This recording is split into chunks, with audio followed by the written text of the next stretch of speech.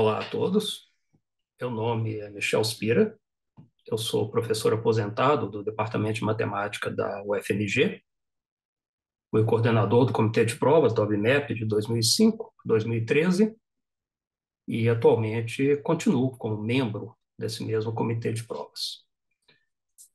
Eu gostaria de agradecer ao professor Samuel Barbosa, da UFBA, meu colega no Comitê de Provas, pelo convite para falar para vocês sobre o tema de homotetias. Vocês estão acostumados a fazer geometria no plano, com algumas transformações do plano, que eu vou definir o que são transformações mais tarde, mas que vocês já conhecem por nome, como reflexão, rotação e translação. E há uma menos votada, translação refletida, mas isso não é importante. O fato é que essas transformações elas são responsáveis pelo conceito, elas nos permitem trabalhar com o conceito de congruência, digamos, congruência de triângulos. No entanto, não é comum que seja apresentada a vocês uma transformação que seja responsável pelo conceito de semelhança de triângulos. É sobre isso que eu vou conversar com vocês. As transformações são conhecidas como homotetias. Eu vou falar bastante sobre construções geométricas. Eu vou admitir, sabido, ou espero que vocês acreditem em mim, que como a régua e um compasso euclidianos, ah, ou seja, uma régua euclidiana é simplesmente nos permite traçar a reta que passa por dois pontos, ela não tem marcas de medida, e um compasso euclidiano é um compasso que nos permite, dados dois pontos, traçar um círculo, com centro no primeiro, passando pelo segundo, nada mais que isso. Se vocês ainda não estudaram isso, é interessante procurar e aprender que é possível, usando esses dois instrumentos, a régua e o compasso euclidianos, é possível fazer uma vasta gama de construções geométricas. As que vão nos interessar aqui são você traçar por um ponto uma paralela a uma reta dada e por um ponto uma perpendicular a uma reta dada. Essencialmente, são as duas únicas que nós vamos usar. E aí, quando eu falar traçamos uma paralela ou traçamos uma circunferência, é uma maneira curta de dizer que nós poderíamos, na prática, usar instrumentos para efetuar essas construções, mas isso é mais um roteiro do que uma construção efetiva. As construções, as figuras, eu vou fazer usando diretamente o software de geometria dinâmica, no caso GeoGebra, e eu encorajo vocês, todos, sem exceção, a aprenderem a usar esse software, porque ele é uma ferramenta extremamente importante. Okay? Então, muito obrigado outra vez a todos e vamos começar o nosso trabalho. Como eu mencionei, nós vamos conversar sobre uma transformação do plano. Vou definir o que é transformação daqui a pouco, que exprime o conceito de semelhança. Para isso, nós vamos iniciar falando do teorema de Tales, aquele teorema que vocês já devem estar cansados de ver em geometria plana, mas eu queria chamar a atenção de vocês para um detalhe importante.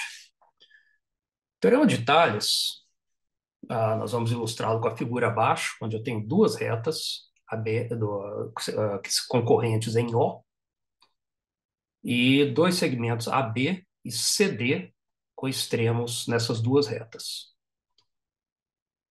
O teorema de Tales diz essencialmente que, se nós supusermos que AB é paralelo a CD, então as razões OA sobre OC e OA sobre OD são iguais, assim como as razões OA sobre OB e OC sobre OD. E, nesse caso, segue diretamente também que os triângulos OAB e OCD são semelhantes, porque nós temos os teoremas que nos garantem os ângulos iguais nos vértices correspondentes, supondo o paralelismo.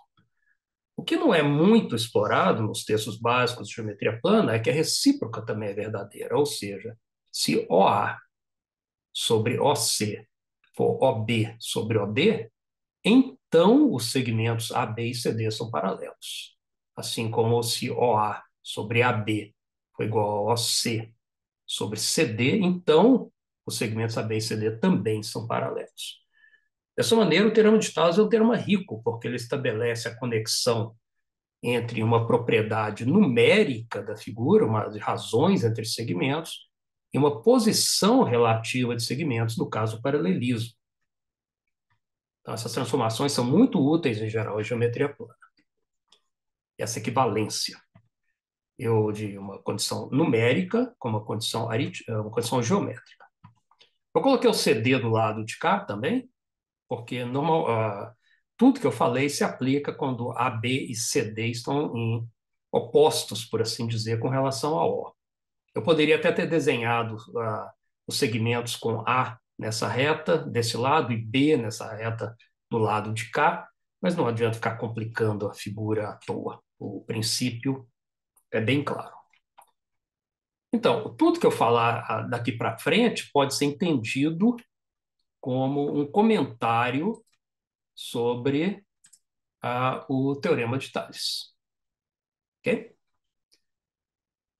Então, vamos começar com uma construção importante. O que eu quero fazer é o seguinte: eu escolho um número K,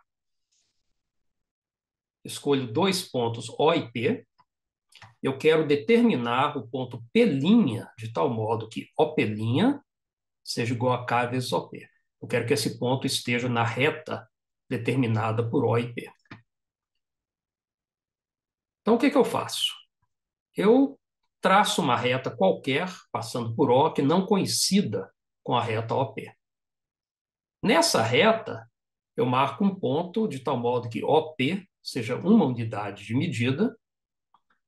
Eu marco um ponto OK, um ponto K, perdão, de tal modo que OK seja igual a K unidades de medida.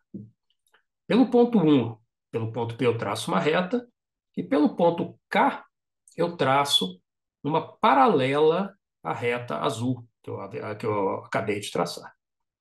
Então, aqui vocês estão vendo o teorema de Tales em sua versão imediata. Nós temos que OP' sobre OP é igual a OK sobre O1, ou seja, igual a K. E nós acabamos de construir o nosso ponto, ou seja, ele pode ser construído com régua e compasso, dado K e O. Nós convencionamos que quando K for positivo, P e P' estão na mesma semirreta com relação a O. Quando K for negativo, nós convencionamos que P e P' estão semirretas opostas com relação a O. Em particular, quando K for -1, a gente tem o P' é reflexão de P com relação a O. Quando K for 2, nós temos que OP' é 2 vezes OP, e quando K for meio, nós temos que P' é o ponto médio de O e P. Nós vamos transformar essa brincadeira que eu fiz agora em uma função do plano do plano, que nós vamos chamar de homotetia de centro O e razão K. Como que funciona essa função? Bem, ela simplesmente, dado O e K, ela associa ao ponto P o ponto P', tal que OP' é K vezes OP. Ou seja, é exatamente o que a gente fez logo imediatamente, há poucos segundos atrás, apenas que agora eu estou formulando isso como se fosse uma função que leva P em P'. Essa função vai ser conhecida como H, de homotetia, de centro O e razão K. Em notação funcional, H, índice OK, aplicado a P, é P'. Então, a gente tem as mesmas a gente pode fazer as mesmas brincadeiras, só que agora eu queria que vocês vissem isso não mais como uma construção, mas como uma função. Ou seja, quando quando K for 1, é claro que o ponto P não sai do lugar, P' é igual a P. Quando K for 2, a imagem do ponto P pela homotetia de centro O é razão K é um ponto que está o que é o P' duas vezes OP. Quando K for meio, ponto P' está aqui na metade. Quando K for menos 1, nós temos a reflexão do ponto P com relação a O. Nós vamos, evidentemente, sempre supor K diferente de zero, porque senão OP' vai ser sempre zero, ou seja, nossa função vai ser uma função constante, uma função nula. OP', nula não, OP' vai sempre ser igual ao ponto, OP' vai ser sempre igual ao ponto O. Quando K é igual a 1, não é um caso exatamente interessante, porque OP é igual a OP', logo P igual a P'. Então, a função identidade. Agora, o importante, e quando cai negativo, a gente já sabe que P e P' estão sendo retas opostas com relação a O. O interessante é que essa homotetia é uma, supondo sempre K diferente de zero, é uma bijeção do plano. E a tradição em geometria, que as bijeções do plano são chamadas de transformações. Para mostrar que ela é uma bijeção, a gente poderia mostrar que ela é injetora e sobrejetora, mas é mais fácil a gente apresentar diretamente que ela tem a sua inversa. Uma função que tem uma função inversa é a função identidade, perdão, é uma função bijetora automaticamente. Então vamos ilustrar com K igual a 2, o argumento é o mesmo para qualquer outro valor. Se a função HOK, ela leva P em P', tal que OP' é duas vezes OP. Bem, se eu pegar P' e dividir a distância OP por 2, eu vou voltar no P. Ou seja, uma tetia de centro O é razão 2 leva P em P', uma tetia de centro O é razão meia leva P' em P. Logo, é sua inversa. Ok? O que está expresso aqui, eu chamo a atenção que aqui, quando eu escrevo 1 sobre K, já estou supondo K diferente de zero. Bem,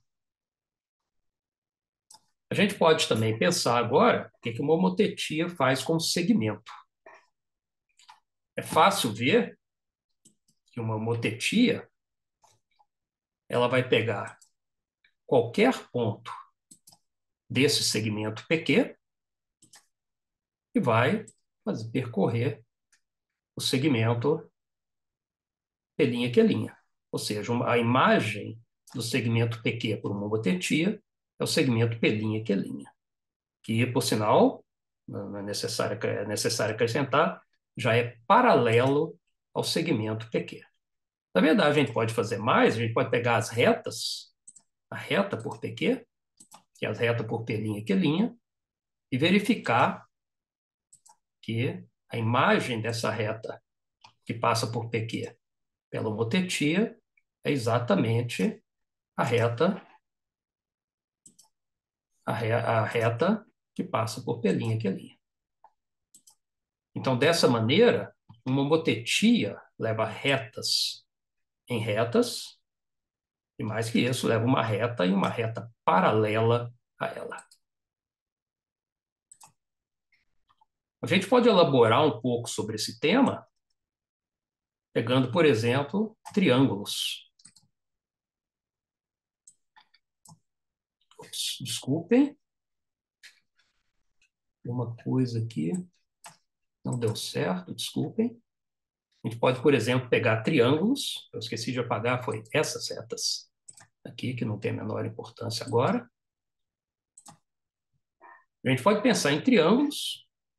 Então, a gente pega o triângulo PQR, faz uma homotetia com centro em O, o triângulo PQR é apoiado em 3 retas passando por O, e a gente tem um triângulo semelhante, porque ele tem lados paralelos, todos os ângulos são iguais e proporcionais. Todos os ângulos são iguais, em princípio, já basta, né? O que acontece, então, vocês estão vendo aqui as imagens homotéticas desse triângulo azul concentro no ponto O, passando por diferentes valores de K. É importante mostrar que a recíproca do que eu mostrei para vocês também é verdadeira.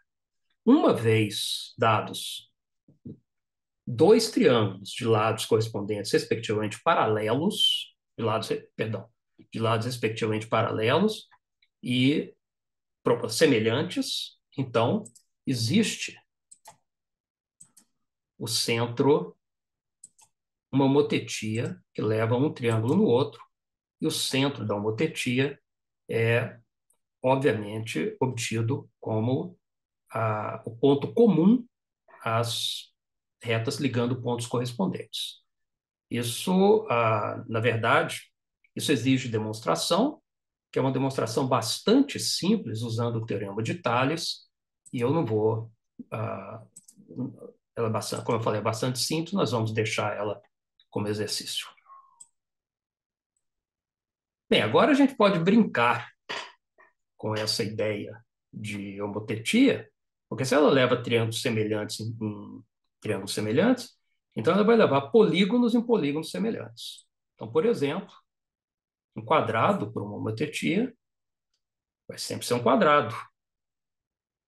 Aqui vocês estão vendo a imagem do quadrado azul, a imagem do quadrado azul, através de uma homotetia, quando K varia. K negativo, ele passa para o outro lado.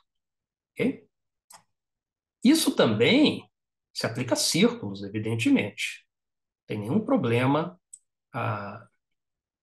você brincar com círculos. É evidente que uma homotetia vai levar círculos em círculos, e a gente tem essa brincadeira. E a razão da homotetia aqui, evidentemente, caso a gente tenha duas circunferências fixas nessa figura, a gente tem a razão razão da homotetia que leva a zona vermelha é a razão dos raios. A mesma coisa com os quadrados aqui, quando a razão da homotetia, que leva o azul no vermelho, é a razão dos lados. O quadrado azul para o lado vermelho, do quadrado vermelho. Finalmente, tem uma coisa interessante a perceber aqui, é que uma homotetia preserva ângulos. Por quê? Vamos pensar nessa reta azul, ela é levada numa reta vermelha paralela. Se você traça ou um par de retas azuis, ele é levado num par de retas vermelhas, de modo que essa é paralela a essa e essa é paralela a essa. Retas paralelas fazem o mesmo ângulo.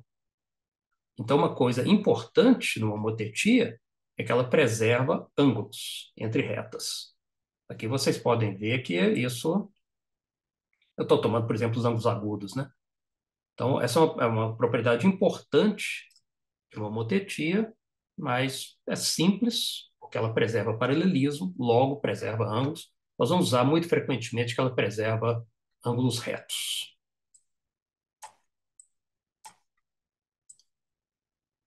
Bem, o inverso do que a gente acabou de fazer é o seguinte: dados dois segmentos paralelos, uma homotetia leva segmentos paralelos em segmentos paralelos. Perdão, leva um segmento em um segmento paralelo a ele. A gente pode perguntar se dados dois segmentos paralelos, se há uma homotetia que leva um no outro. E essa figura ilustra que existem exatamente duas homotetias que fazem esse serviço. Uma a gente chama de homotetia externa, o centro dela está aqui. Ela é obtida ligando os centros dos segmentos, esses dois segmentos são dados paralelos, né? Externamente, por assim dizer, se acredita o centro de homotetia externo. Aqui nós ligamos os pontos, os extremos segmentos de modo cruzado, e a gente obtém do mesmo modo uma homotetia que leva os segmentos, esse segmento nesse, só que agora ela inverte o sentido, ela troca a orientação dos segmentos. Como vocês veem, essa aqui nada mais é que a figura do teorema de Tales. Ok? A gente pode também trabalhar com dois... sim, uma coisa, a razão dessa homotetia, claro, é a razão a razão dessa homotetia é a razão entre os comprimentos desses segmentos. Do mesmo modo, a gente pode determinar para duas circunferências, isso vai ser importante para a gente pode determinar, dadas duas circunferências. Desculpem, deixa eu voltar um pouco aqui, eu esqueci de um comentário interessante. Esses segmentos, vocês notaram que eles têm comprimentos diferentes. A gente pode pensar em ajeitar essa figura de modo que os segmentos tenham o mesmo comprimento e vocês começam a perceber que o centro de um motetia externo, ele some, ele vai para o infinito. Na verdade, curiosamente, ele vai para o infinito de um lado e volta pelo outro. Isso é um comentário que, quando vocês estudarem geometrias não euclidianas, vai ficar mais claro. Mas o fato é que, quando os dois segmentos são paralelos e de mesmo comprimento, existe no plano, como a gente o conhece, apenas uma única motetia que leva um segmento no outro.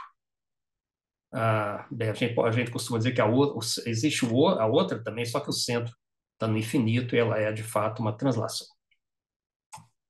Nós vamos ver uma manifestação desse fenômeno daqui a pouco. Com duas circunferências, a gente faz a mesma coisa. A gente traça dois diâmetros paralelos, faz o que a gente acabou de fazer com segmentos, e acha os dois centros de homotetias que levam uma circunferência na outra. Esse é o externo, perdão, esse é o interno. É interessante a gente ver algumas posições limites desses centros. Por exemplo, quando as circunferências são tangentes, o ponto de tangência é o centro de homotetia dessas duas circunferências. Isso acontece também, claro, quando as circunferências são tangentes internamente, não tem nenhuma diferença, e você pode brincar com a circunferência à vontade. E acontece também o mesmo fenômeno quando as circunferências têm o mesmo diâmetro. Um dos centros de homotetia vai direto para o infinito. Bem, quando a gente trabalha com funções, é interessante você estudar a questão de compostas. No nosso caso, nós queremos estudar a composta de homotetias. Um caso simples é o caso que as homotetias têm o mesmo centro. Lembra que nós estamos, quando com centro em O, a gente fixa, a gente pega um ponto P e nós estamos trabalhando o tempo todo na reta OP. Então, eu quero fazer a composição de duas homotetias. Eu quero passar primeiro uma homotetia de centro de razão A, depois para uma homotetia de razão B, ambas com centro em O. Eu vou mostrar para vocês que aqui no caso o resultado disso é uma nova homotetia, cuja razão é o produto das razões das homotetias originais. Isso é bastante rápido. Se eu aplico a homotetia de razão A no ponto P, eu tenho um ponto P', com OP', A vezes OP. Agora, se eu aplico a composta, então primeiro eu aplico essa, a de razão A em P, que vai me dar o ponto P', e depois eu aplico a homotetia de razão B, que vai me dar um ponto P duas linhas, de tal modo que OP duas linhas é B vezes OP'. Mas OP' é A vezes OP. Então, BA, eu fico com B vezes A vezes OP, dá BA vezes OP. Ou seja, a composta pega o segmento OP, ou pega o ponto P, lega no ponto P duas linhas, tal que OP duas linhas é BA vezes OP, e nós temos a nossa composição. Isso é relativamente simples. Agora, quando os centros são distintos, isso é um pouco mais delicado. Há um caso relativamente fácil, que é esse. Então, agora eu estou pegando duas homotetias de centros A e B. Eu vou supor que elas têm razões Azinho e Bzinho, que eu não escrevi aqui por questão de conveniência notacional. Tá? E eu quero estudar qual que é a composta delas. Eu quero estudar o que é HB composta com HA. Então, eu vou primeiro supor o caso AB, em que A vezes B é 1, e eu vou supor que A é diferente de 1, porque nesse caso eu estou com duas funções, se A fosse 1, B seria 1, e a composta de duas funções de identidade é a função identidade. E eu não estou interessado, isso não tem muita graça. O que eu quero fazer Agora, isso dá o caso em que A é diferente de 1. E para isso, eu vou fazer o seguinte: eu vou pegar um ponto x arbitrário, eu agora troquei P por x, devia ter mantido, mas isso não tem tanta importância. Eu vou calcular, vou pegar y HA de x. O que isso quer dizer? Quer dizer que o segmento AY é A vezes o segmento AX, ou seja, quer dizer que AY sobre AX é igual a A. É o que está aqui nesse pedacinho. Depois eu faço a composta, aí eu quero pegar HB de Y, então vai me dar um ponto Z, tal que o segmento, tal que BZ sobre BY é igual a B. Ou seja, é a mesma coisa que dizer que BY sobre BZ é 1 sobre B, que é A. Então, AY sobre AX é igual a BY sobre, perdão, isso que está escrito aqui é o seguinte: essa razão AX, AY sobre AX é igual a relação BY, é igual a proporção BY sobre BZ. Teremos detalhes nos dias que esses dois segmentos são paralelos, XZ e AB, e nos dias também que XZ dividido por AB é a mesma coisa que YX dividido por YA, ou seja, vezes AB. Então, XZ é YX sobre YA vezes AB, que implica que XZ é paralelo a AB. Tá? Então, a gente tem. Eu repeti duas vezes o que eu estava falando aqui. Na verdade, não, perdão. Eu fiz a passagem para XZ e AB. Ou seja, XZ é paralelo a AB, e mais ainda, a gente quer saber quanto que é YX sobre YA. Bem, se YA sobre YX, perdão, AY sobre AX é A, uma conta fácil nos dias que YX sobre YA é A menos 1 sobre A. Então, XZ é A menos 1 sobre A vezes AB, que é a mesma coisa que 1 menos B sobre B vezes AB. Tá? Ah, eu deixo essa conta aqui para vocês. Infelizmente, eu não tenho um tablet que me permita escrever, então, mas essa é uma conta bastante simples, eu vou deixar para vocês. A conclusão é a seguinte: é que XZ é paralelo a B e tem esse comprimento aqui.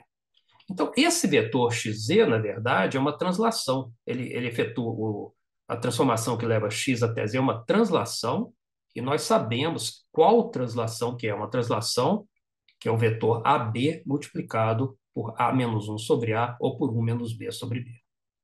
Ok? Então, nós temos aqui um caso surpreendente, elementar, mas surpreendente, que é composto de duas translações, tal que o produto das suas razões é 1, ela é uma translação. Esse desenho foi feito para A maior que 1, e evidentemente B menor que 1, mas vocês podem verificar que ele funciona para quaisquer valores de A e B, desde que o produto seja 1. O que finalmente nos leva para o caso em que, ah, os centros de homotetias A e B são distintos e o produto das razões das duas homotetias HA de centro A e de centro B é diferente de 1. Nesse caso, a gente pode. Eu vou fazer o desenho aos poucos aqui para a gente ver o que está acontecendo. Primeiro, eu calculo o ponto y, tal que AY sobre AX é A. Esse ponto aqui é a homotetia de centro de razão Azinho e centro A aplicado a X. Depois, eu calculo a homotetia de centro B aplicada a Y. Eu obtenho o ponto Z, tal que BZ sobre BY, perdão, BZ sobre BY é o meu BZ. Tá? Então, o ponto Z é a imagem de X pela homotetia composta. E, traçando a reta XZ, a gente obtém esse ponto O. Bem, aqui eu vou fazer apelo a um teorema que eu não vou demonstrar para vocês, que é o Teorema de Menelau, e que vocês podem procurar em livros texto. Em geral, esse teorema não é abordado no ensino médio, mas com uma instrução básica de geometria, vocês têm plenas condições de estudar e entender esse teorema. E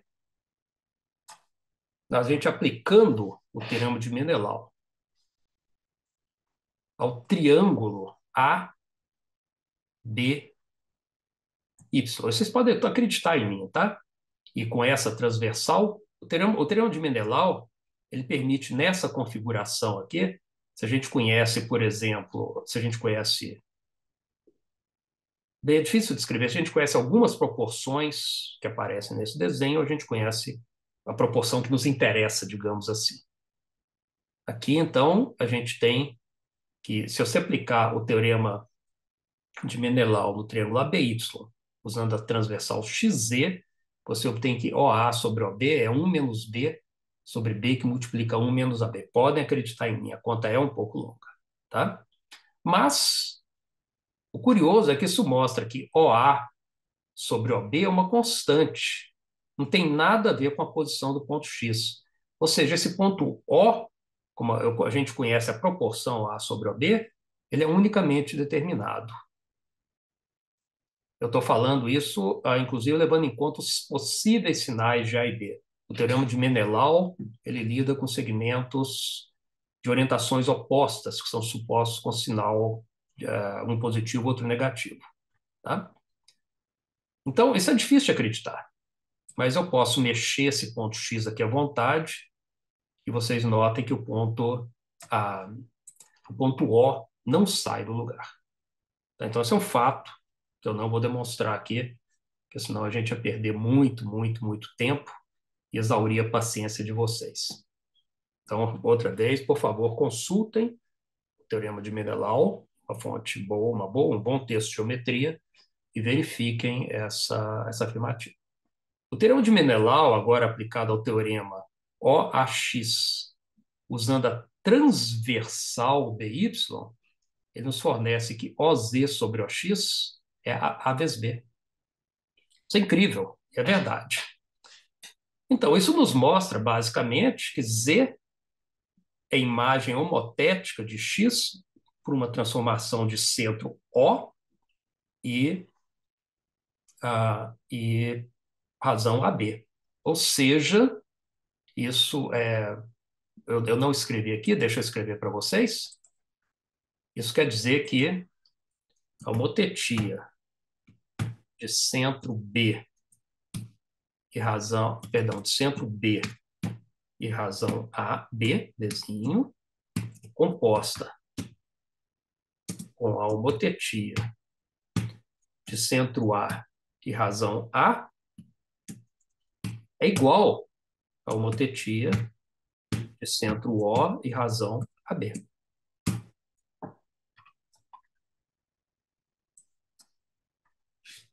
Isso é surpreendente, mas depois de surpreendente, é muito bom que a gente tenha uma coisa dessa, porque a gente pode dizer que, em geral, a composição dos duas homotetias, excetuando-se, claro, aquele caso trivial em que A vezes B é igual a 1, a composição de duas homotetias é uma homotetia, e a gente sabe determinar o centro dessa homotetia. O centro dessa homotetia é, você pega um ponto X arbitrário, pega um ponto Z, que é a imagem desse ponto, ela composta das homotetias, traça essa reta, determina o ponto O na reta B, e você está feito. Tá? Esse é um fato muito importante. Eu acho que aqui eu posso encerrar o que eu gostaria de dizer sobre homotetias.